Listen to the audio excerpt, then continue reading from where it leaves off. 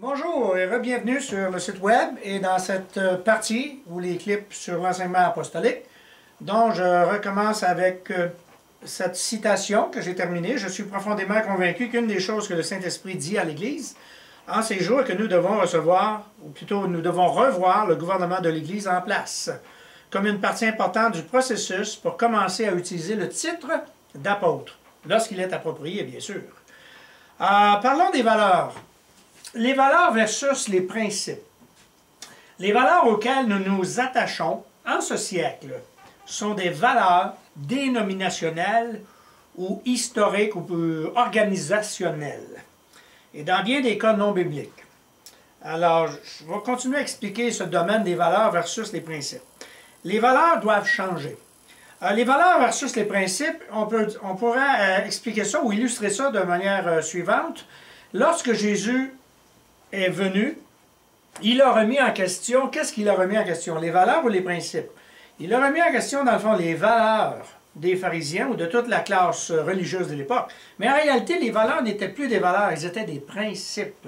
Et j'ai une citation, et dans Wikipédia, j'ai découvert un peu l'étymologie du mot principe. Et pour l'instant, ce n'est pas nécessaire de le mentionner, mais je pourrais vous le partager un petit peu plus tard dans l'enseignement. Et dans le fond, par exemple, le lavage des mains. Vous savez, les pharisiens avaient concocté, si on peut dire, 613 lois dans le 400 ans d'absence de révélation prophétique. À partir de Malachie, donc, le dernier prophète, il n'y avait plus de révélation, et c'est là que les synagogues ont pris naissance, et à partir de ces synagogues, avec la lecture de l'Ancien Testament, ils ont refait un code de loi, si on peut dire, ou par exemple, lorsque les disciples ne se sont pas lavé les mains, les pharisiens ont reproché aux disciples de ne pas savoir laver les mains, etc., ou le sabbat, etc. Donc, c'est ça, c'est un principe. Jésus arrivait avec les valeurs divines du royaume de Dieu, et ces principes-là, n'étant pas enracinés dans les valeurs de Dieu, devaient juste se tasser pour laisser place aux valeurs que Jésus expliquait. Donc, ces valeurs versus principes, c'est encore une fois remis en cause à chaque moment de réforme que le Saint-Esprit fait dans son Église. Et on va continuer à expliquer ce domaine des valeurs versus les principes. Alors, les valeurs doivent changer. Beaucoup de nos manières de penser le sont, non pas à cause d'une réflexion ou à cause de la parole de Dieu. Souvent, on va rattacher des versets ou des pensées bibliques à nos propres pensées, et nos propres pensées vont prédominer sur l'enseignement biblique. Mais c'est une erreur qui est courante et qui sont dues, encore une fois, à cause des influences dénominationnelles ou théologiques ou peu importe.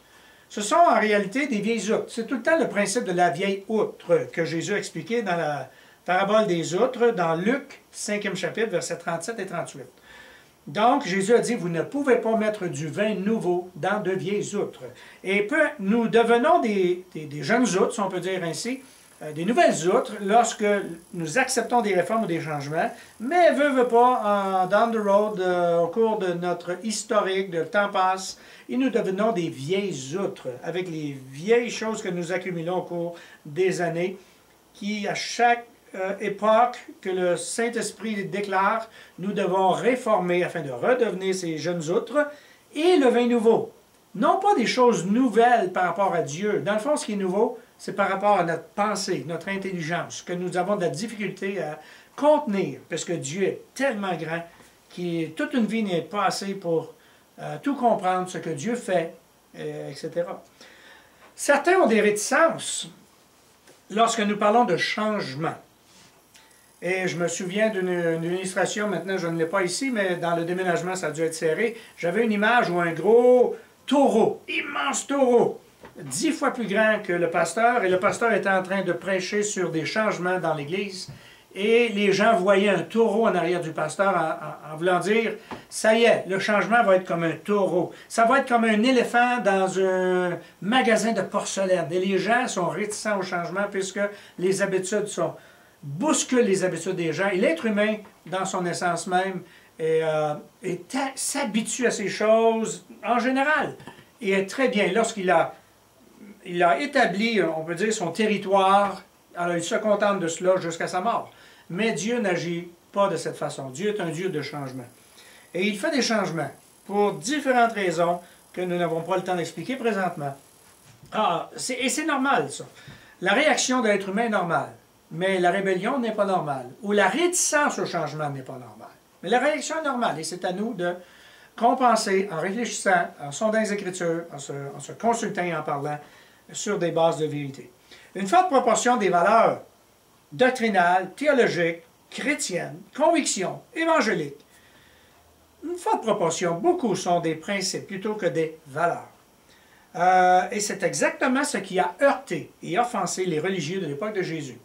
Dans le fond, nous, évangéliques, on va souvent reprocher à l'Église catholique, prenons par exemple, le côté historique, où dans le fond, oui, il y a des valeurs bibliques, il y a des pensées sur Dieu, Jésus, le Saint-Esprit, mais il y a les traditions.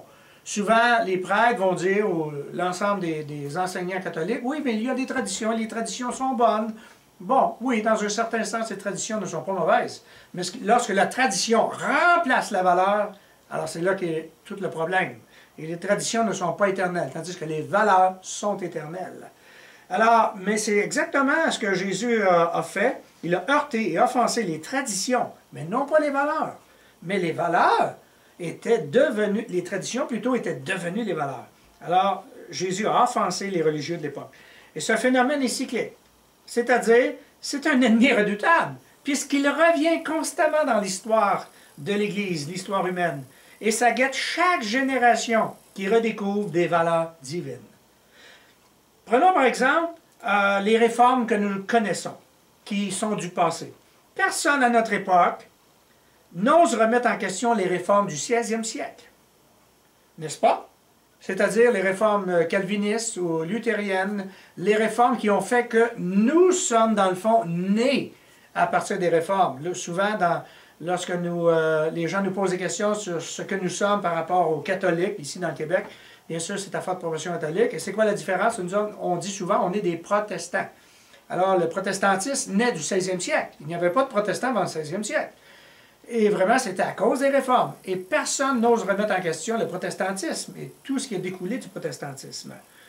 Prenons l'effusion du Saint-Esprit pour les pentecôtistes, les charismatiques.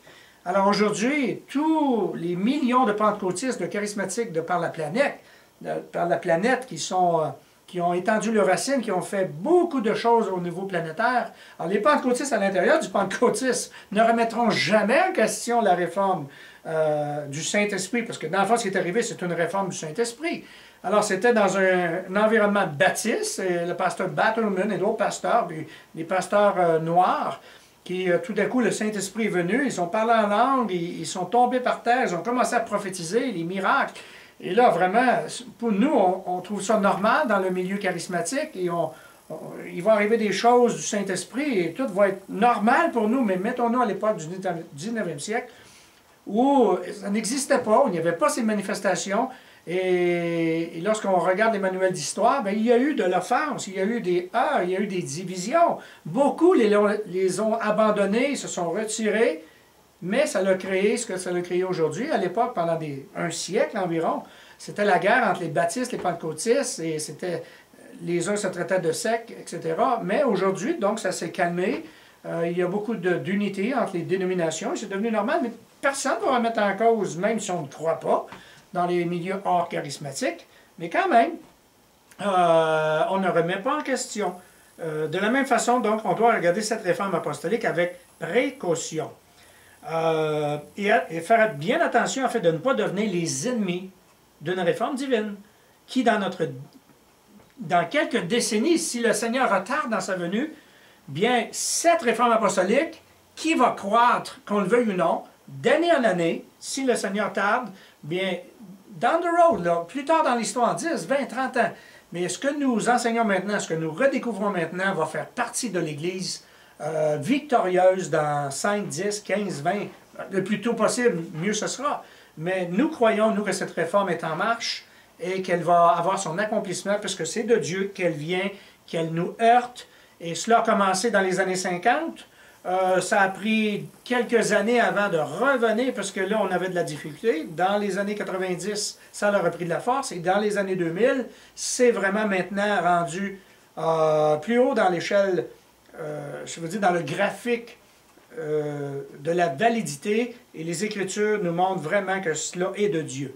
Alors, le temps est écoulé pour cette partie, mais pensez à valeur versus principe, et je vais revenir sur toute la question des valeurs et des principes, et ce que nous croyons comme valeur maintenant au niveau apostolique et prophétique.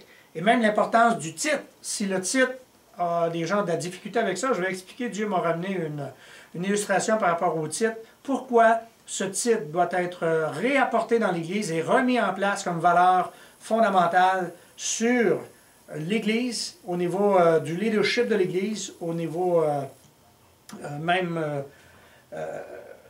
au niveau technique, au niveau pratique. Pourquoi ces types d'apôtres, de prophètes, autant que les trois autres qui sont depuis des dizaines d'années, doivent être remis en place comme valeur essentielle pour une victoire glorieuse de Dieu sur les temps dans lesquels nous sommes. Et n'oubliez pas, les temps sont vraiment mauvais et cela peut faire toute la différence de comprendre tout le principe apostolique dans ce siècle. Alors je vous laisse, le temps est écoulé. Alors revenez dans une semaine ou deux pour la continuité de cet enseignement. Merci beaucoup et consultez le site web.